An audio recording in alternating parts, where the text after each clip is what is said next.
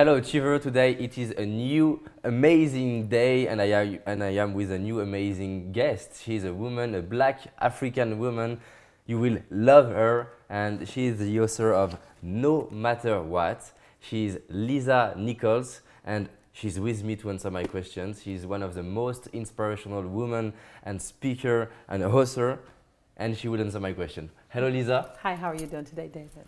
It's an awesome day. I'm very happy to be with you today. And Thank how are you? I'm doing amazing, and I'm excited to be with you as well. Excited for our time together. Perfect. I have a lot of questions for you, but before to ask you a question, I would love to know who you are and how did you start it, because you inspire a lot of people. And a lot of people have the belief, oh, I'm a woman, I can't succeed.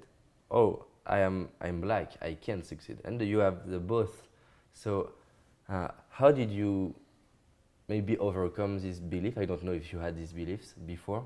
And how did you succeed in who you are and how did you become one of the most influential speaker? First of all, I never saw my gender as a woman as a disadvantage. Yeah. And I never have seen my culture as a disadvantage. Right. I celebrate who I am.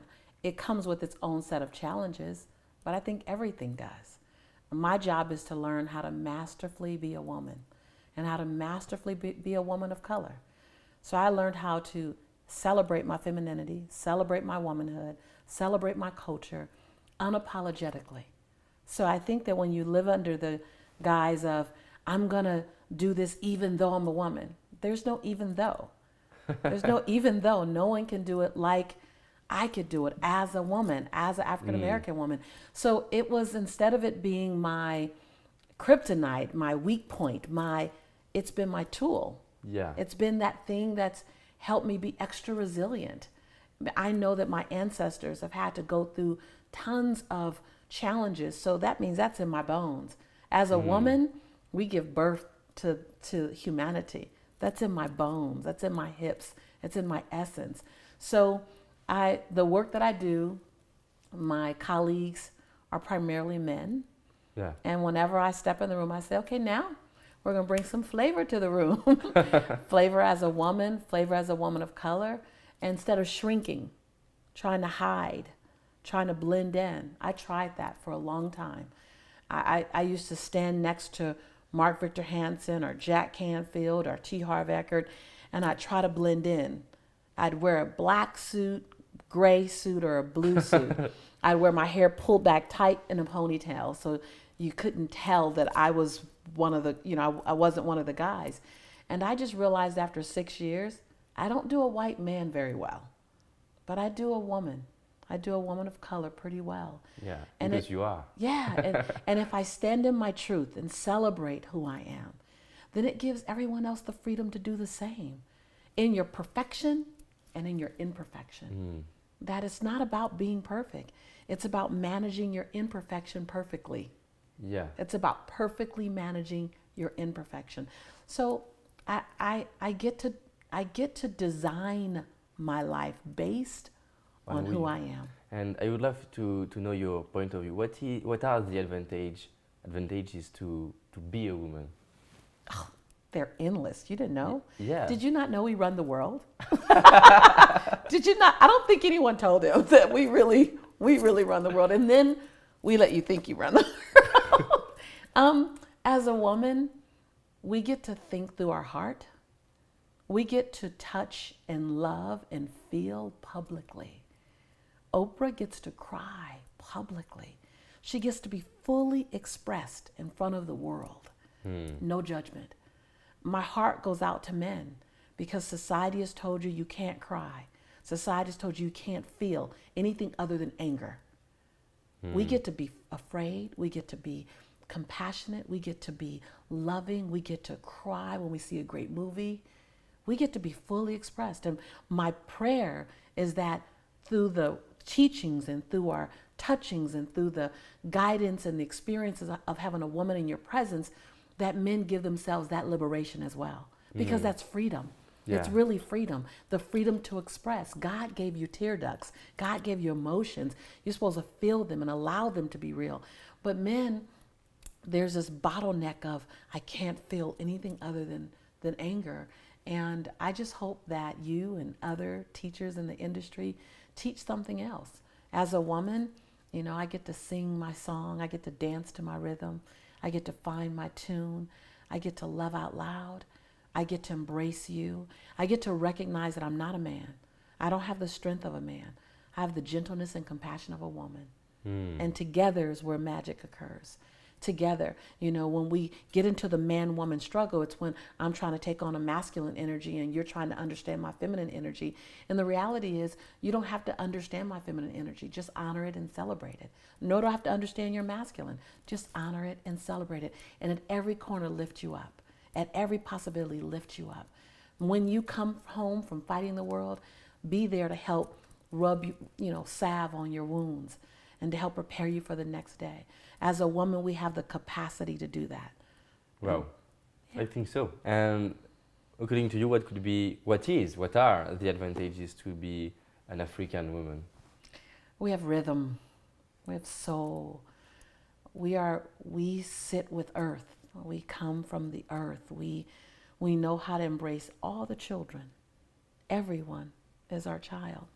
My grandmother is a prime example. Black, white, Asian, Latina, everyone was her child. You need to eat, baby, come eat. We're so used to that. We're village oriented. We live inside the village. And the village is not just our surnames, our last names. The village is anyone in humanity that's in this proximity. And that's our culture. Our culture. More collaborations. Absolutely, absolutely. And because we started as a poor culture of no money, money was never something that we got lost behind. So now in my life, where I have great wealth in my life, still the things that mean the most to me cost nothing. The things that mean the most to me, the most exciting parts of my days are having dinner with my grandmother, playing tennis with my daddy, watching movies with my son. Because as a culture, that's how we're raised. We're raised, stick close, hold on tight, and embrace anyone who crosses your path because God sent them on your path. Wow. So I love that. I love that about my culture. I love the resiliency that we have. A black woman, she's not going to stop. She's not going to stop till she gets the job done. We're not soldiers. We're not even generals. We're gladiators. And that's just who we are. And we embrace other cultures to play with us. Great. Can you tell me your story? Well, you are talking about opera. Well, how opera inspired you? Yeah, I would love to know that. Well, David, I didn't come to this work because I wanted to transform other people's lives. I didn't come to this work the traditional way of many of my colleagues and friends. I didn't decide I wanted to be a great study of self-development. I discovered this work because I needed to save my own life. I discovered this work because I was fighting for my own breath. I was fighting to find something in me that was meaningful. It was at a very low point in my life about 15 years ago. And I was engaged to be married. And 5 months from my wedding date, my fiance choked me until I passed out. And then he picked me up and threw me 3 feet across the room. And getting up physically from that was easy. Getting up emotionally, spiritually, mentally, that's where I needed to be my own rescue. And so I went to the doctor, and the doctor, I couldn't stop shaking, I couldn't stop crying, all my muscles were out of control, and the doctor said, "Oh, Lisa," I never forget the day. Her name was Dr. Bray. And Dr. Bray said to me, "Oh, Lisa, you're suffering from post-traumatic stress disorder. You are diagnosed with clinical depression." And I said, "Depression? Me?" At the time I was speaking, I was on stages. I had only been speaking about 3 years, but I was speaking. So I'm motivating 600 people on stage. And here I am diagnosed 3 days later with clinical depression. And I said, how did I get here? I don't know if you've ever been somewhere and you don't know how you got there. You just end up there. Well, that's where I was. I said, it still brings tears to my eyes to talk about it. I said, doctor, do you mean I'm really, really sad? Like clinical depression was too big a word. I'm like, do you mean I'm really, really sad? She said, yeah, you're really, really sad. And I thought, what do I do with my students? What do I teach them when they're really, really sad and they come to me? And I went home and I started writing affirmations that I needed to hear. I wrote down the things that I needed to remember. I said, I must have forgotten who I am. When you're sad, it's because you've forgotten, you've lost sight of who you really are. You've gotten consumed with the circumstances. You've gotten consumed with your experience in the moment, and you've forgotten who you've been designed to be, who you've been born to be. I forgot. While I was teaching, I forgot. This relationship was so dark and so saddening, I forgot. And so I started writing affirmations, reminding me of who I am. And I stuck them all around my house. I stuck them on my bathroom mirror. I stuck them on my refrigerator. I put them on my headboard of my bed. I deserve healthy love. On my headboard. I put it on the front door of my home. The world is ready for me and I'm ready for the world. Everywhere I went, I posted them. Everywhere. My house looked like a great big Post-it note. And I didn't care because I was fighting from my own life. And then I opened the Bible to see, who did God say I was? I forgot. I forgot who I was and whom I was and who I belonged to. And every morning I got in the mirror and I finished 3 sentences, David. Every morning. I said, Lisa, I'm proud that you. And when I first said it, all I could say is, I'm proud that you got out of bed today. That's all I did. Then the second sentence was, Lisa, I forgive you for. Bawling with tears. My son was 3 years old at the time. So I had to forgive myself for not only putting myself in danger, but for putting my son in danger. I had to forgive. Every day I forgave myself. And then every day I'd say, Lisa, I commit to you that. So every day for 3 months, I said, Lisa, I'm proud of you. Lisa, I forgive you for. And Lisa, I commit to you that. And slowly my crawl turned into a walk, and my walk turned into a run, and my run turned into a soar. And then I figured, if it works on me, it might work on other people. And that's when I came to this work. And did you see a difference in your clients, in the people who are following you? Oh, completely. When you come back from something, when you come from a dark place, when you come from a place of sadness, when you come from a place of worry, doubt, and fear, and you stand again on your own 2 feet, you'll never stand the same way you stood before you went through that turbulent challenge. You'll never stand the same because you're no longer the same person. You had to draw something up in you that you didn't even know exists. So when I taught from a place of no matter what. I taught from a place of resiliency. I taught from a place of coming back again. And my students saw that.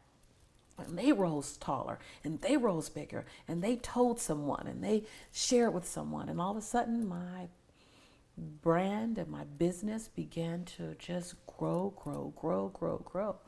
Like I never had a speaker agent booking me to speak. I never have had an advertising agency putting me out there. Never. It was always word of mouth. So according to you, what could be the key factor of your success as a speaker? If you have to give an advice to someone who would like to do the same as you. Yes. Transparency is that thing that's making this moment so special. Is that my grandmother says, there's nothing to hide, nothing to protect, nothing to prove, and nothing to defend. So I speak as if there's nothing to hide, nothing to protect, nothing to defend, and nothing to prove. It's not in my brilliance that I get to stand on stage and inspire millions. It's in the fact that I've fallen and I got up, that I've earned the right to stand on stage. So you tell these stories and I share all of it. There's nothing to hide. There's nothing to prove to you. That it's in my being an ordinary woman, choosing every day to make extraordinary decisions.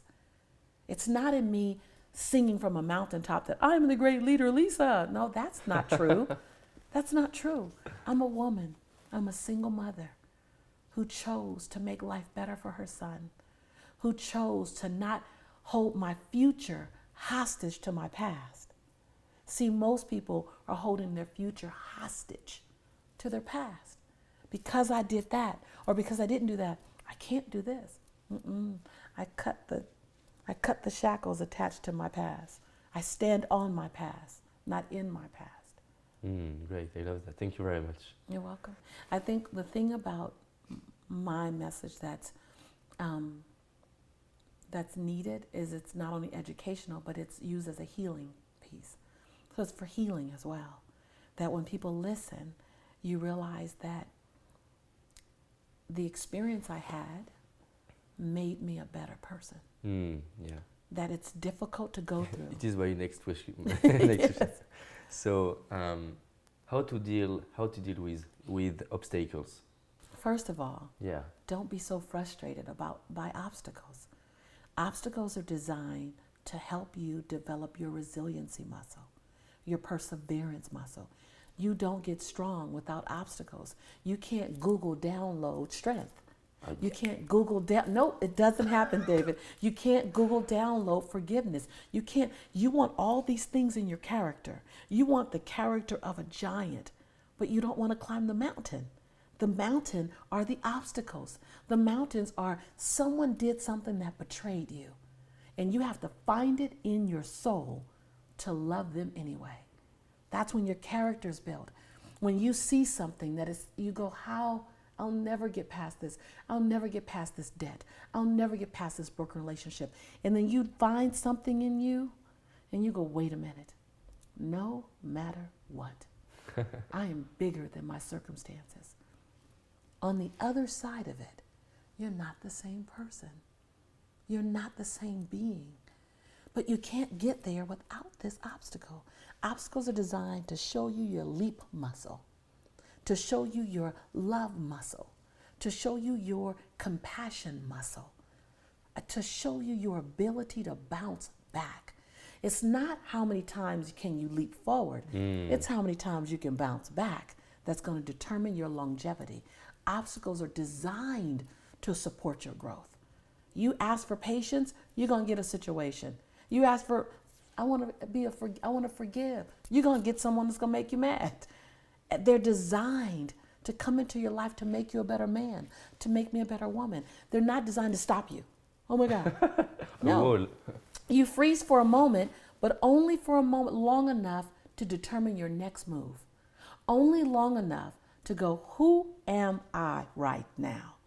Who do I want to be known for? How do I want to be remembered in this situation? What story? Every time I go through something, David, every time I'm in a sticky situation, I go, promise, every time I go, what story do I want to be told about me on how I handle this? This is what you're doing. We're now sitting in 2013. You want to project out, and you want to be in your 2020 version of you. What would the 2020 version of me do or say? And then you want to do it now. Because now you're growing toward the man you're becoming. Does that make sense? Yeah. You don't respond. If you respond the same way you responded in 2009, you've already been that person. Who are you now? Obstacles show you who you are. The area that I find how I grow, when I find I've grown, is when I'm faced with the obstacle and I respond a different way. I go, ooh, look, I've grown. Because in 2008, I would have went crazy. So we can say that the obstacles are not only the opportunity to grow, but also the opportunity to see that to measure your growth. Yeah, to measure Absolutely, your growth. to measure your growth. And you have to stop and celebrate yourself. Like I look at myself today, and I'm not perfect by no means. I simply have learned how to manage my imperfection. I look at myself today, and someone said, what would you do if someone came up to you and they were yelling and screaming at you? I said, they don't get to trigger me. They won't make me lose sight of who I am. They said, how could you say that? I said, because they don't have that much power over me. I control me. I design my destiny. They're a stimuli. They're a stimulus. That's it. But I decide. You have the pen in your hand to write your entire autobiography. You design your destiny. No one is ever holding the pen in your hand. Now, you may think someone is influencing you because they're screaming and yelling at you, but you still write, I'm angry. You still write, I hate. Or you write, I love. I love in spite of. Your pen, your story, always. I love that. Yeah. When I finally got that, because otherwise you think it's because of your mom or your dad or your ex or your next. You give other people too much power. I used to give other people a lot of power. I gave my community power. I gave my environment power. I gave my culture power. And I went, whoa, wait a minute. I have the power. I got the power, always. Yeah. I would like to know about what traits do we have to develop to become a successful person? Maybe 5 or 7 traits you see. So first, let me define success. Yeah. Most people look at success very compartmental. Success is one category. It's your public name. It's your bank account balance. It's your notoriety. It's your celebrity status. Boy, all that's nice. Success is so much bigger than that. Success is, does your family enjoy you? Yeah, it is your 9 environment of success. Yes, and if I broke those 9 environments into 4 chunks, 4 bigger chunks, relationships, how are they? When you're on your transition bed, in your last days of living, your last hours of living, you won't care about how big a celebrity you are. You won't care about the number in your bank account. You will measure the quality of your life by the quality of your relationships. That's it. Did I say I love you enough? Did I say I'm sorry soon enough? Did I say I forgive you quick enough? Did I laugh until my belly ached? Did I cry when I felt like I needed to shed a tear? Did I hold her tight? Did I hold him tight enough? The quality of your relationships will be a direct reflection of the quality of your life. And you won't ever be able to clean that up in the last days. So when I look at success, next week, I'm taking my dad on a trip. And for 4 days, me and my daddy are going to dance. We're going to dance all night for 4 days at a 4-day concert.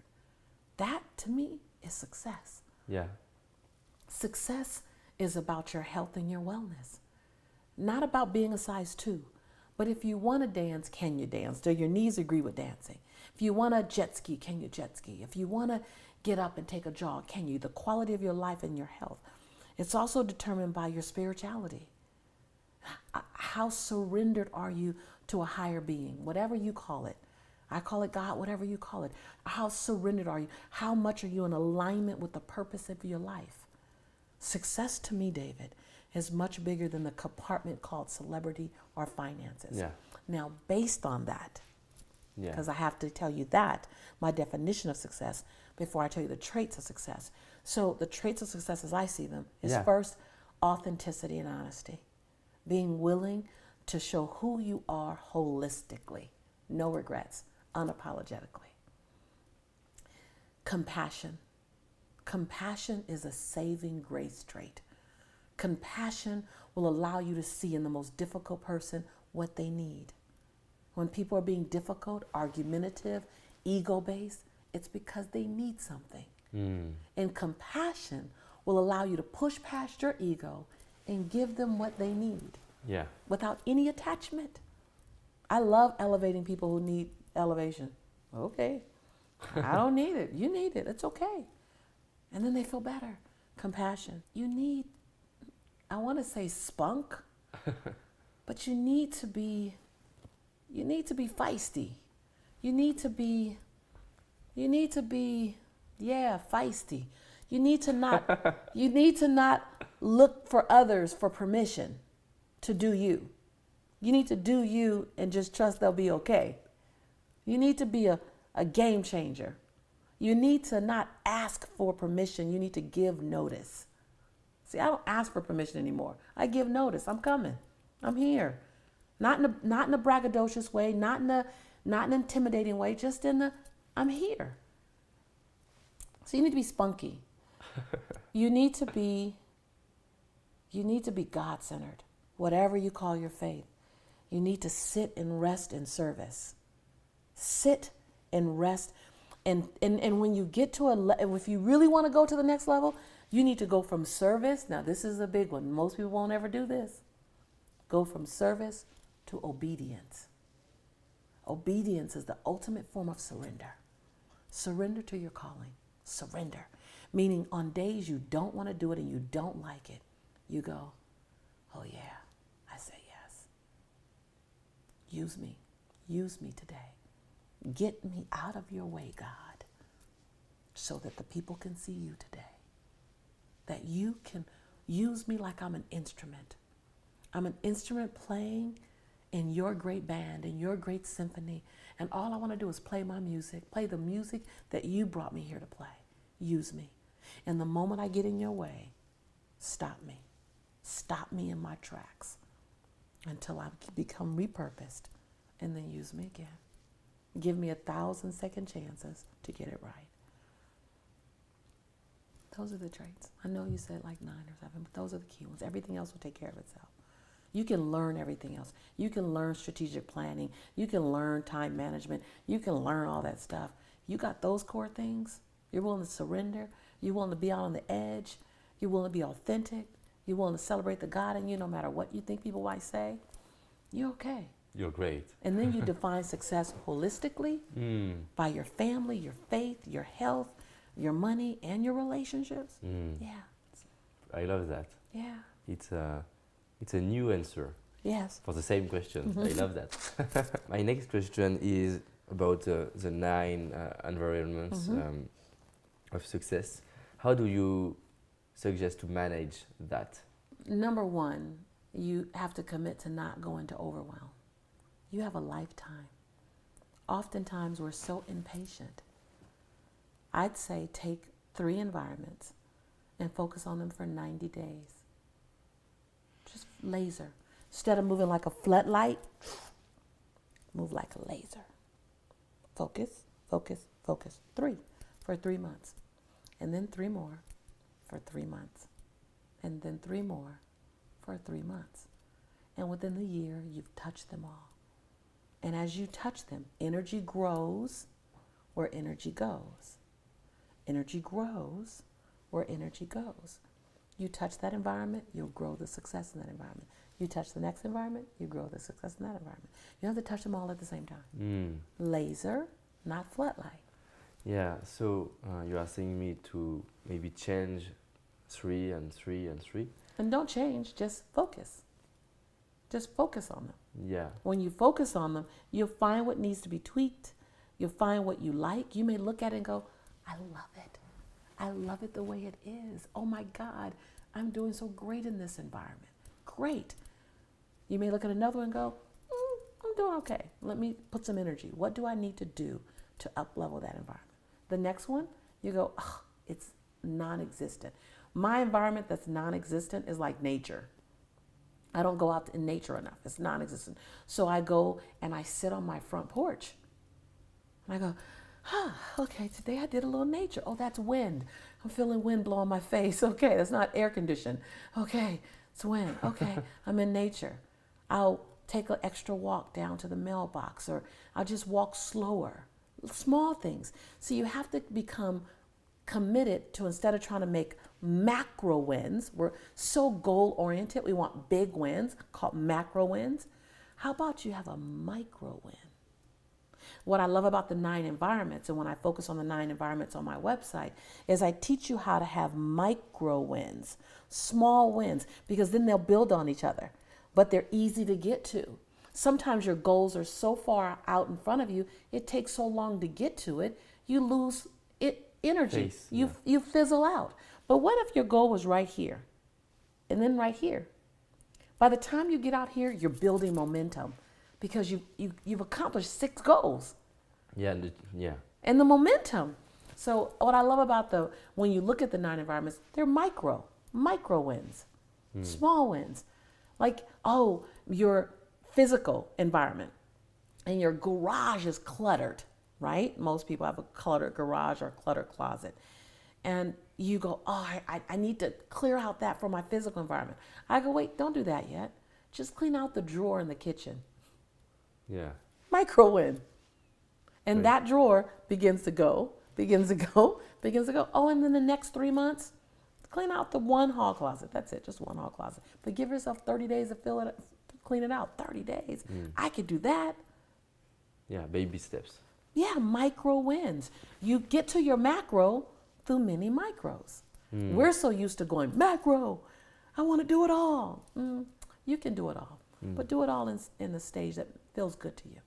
And I would love to have your point of view because, to be honest with you, I focus a lot in my professional environment. I think you thought that. But it could be very hard for me to say, oh, these 3 months, I will not focus on my... Your business? Oh, no. See, you focus on business already, right? Yeah, So that environment's already been taken care of.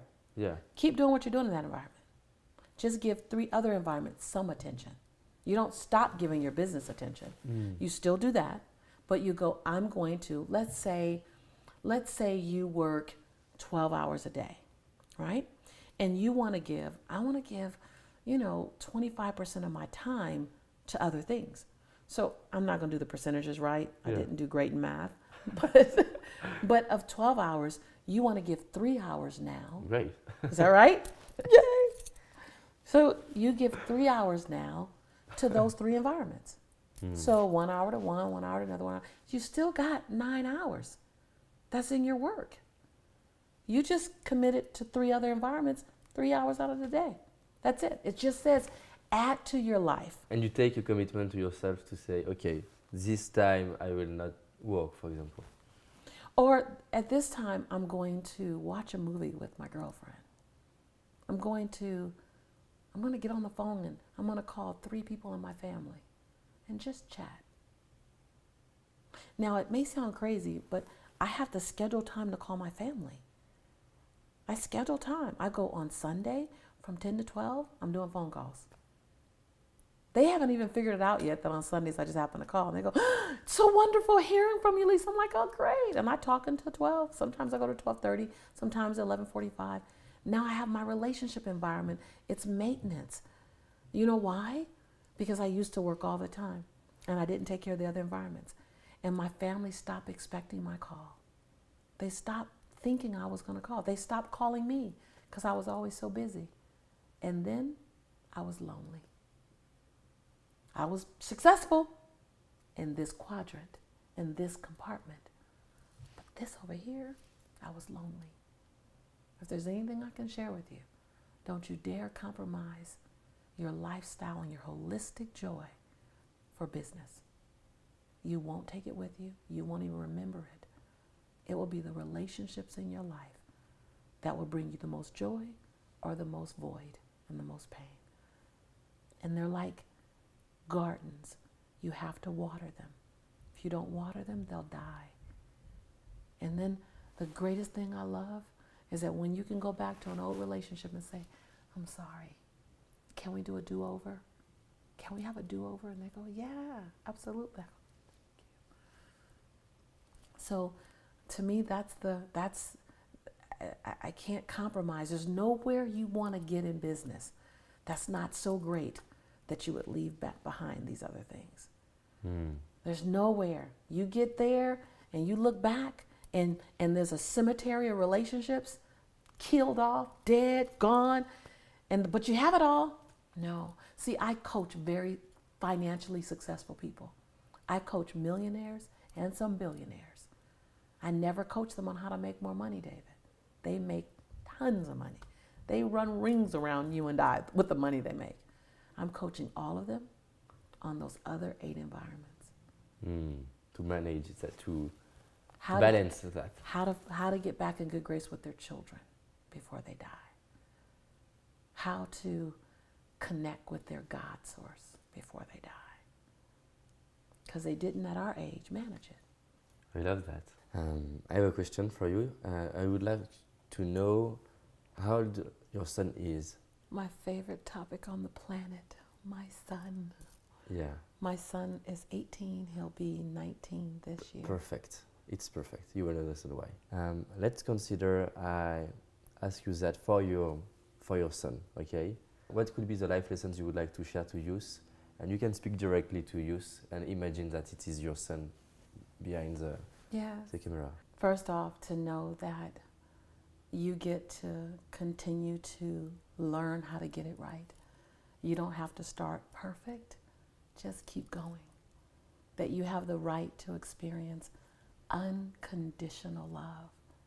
That means when you make a silly mistake, when you do something, you still have the right to be loved. And that the world is looking at the way you love yourself first. And then the world will follow your example. So love you, celebrate you, honor you. You know, as a teenager, I was confused. I was lost. I was very popular, but I wasn't comfortable in my skin. I didn't know Lisa. Everyone else knew Lisa, but I didn't know Lisa. I didn't love Lisa. I didn't celebrate Lisa. So I looked for my own self-love in the arms of men.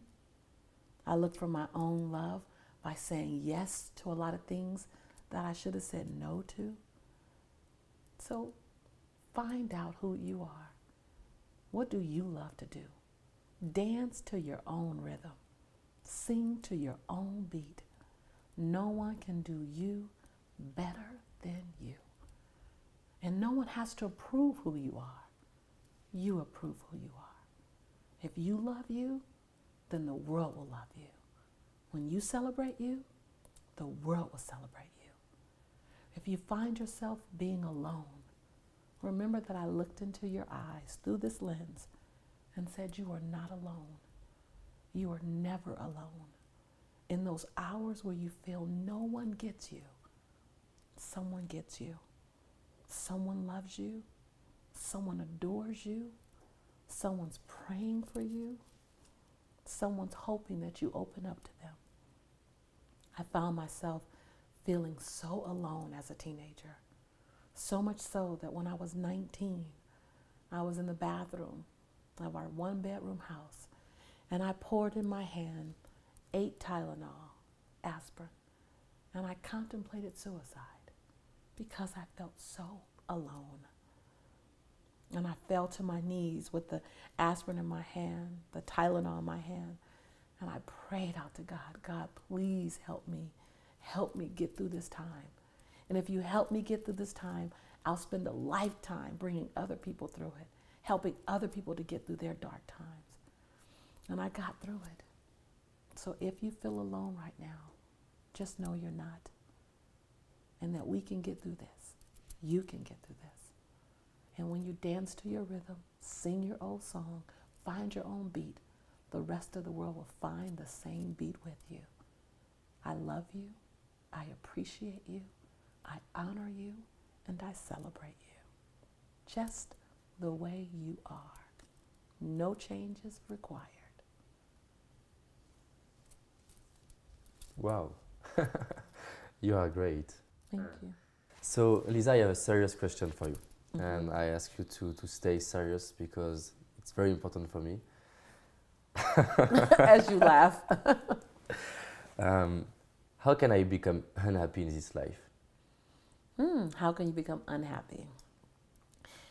Continue to dream and never take action. No actions. No actions. Blame everyone Okay. for how your life it ends up. Make tons of excuses. Live a life of procrastination. Oh, I have to develop that. And be shameful of your past. Hide it. Spend a lifetime making everyone else wrong. Okay. And you're right. Don't take care of your health. No? Nope. No? Nope. Don't take care of your health. It'll make getting up hard and you'll be nice and unhappy. It's great. Don't manage your finances. Okay. You know, just spend whatever you want whenever you want. Don't be financially responsible. I don't see my account. I spent. Yeah, stay in debt. You'll be unhappy. Yeah. And don't nurture your relationships. Oh. Don't nurture your relationships. Let them wither away. Don't call. Don't say I'm sorry. Don't say I love you. Don't say I accept your apology. Just don't do that. All those things will pretty much keep you unhappy. That's great. And by the way, some people are very committed to that. Very committed. Maybe it's the time to change that. I think it's a good time. The wonderful thing about a decision is that it can, in the moment, change the trajectory of your life. Yeah. Thank you very much. You're welcome.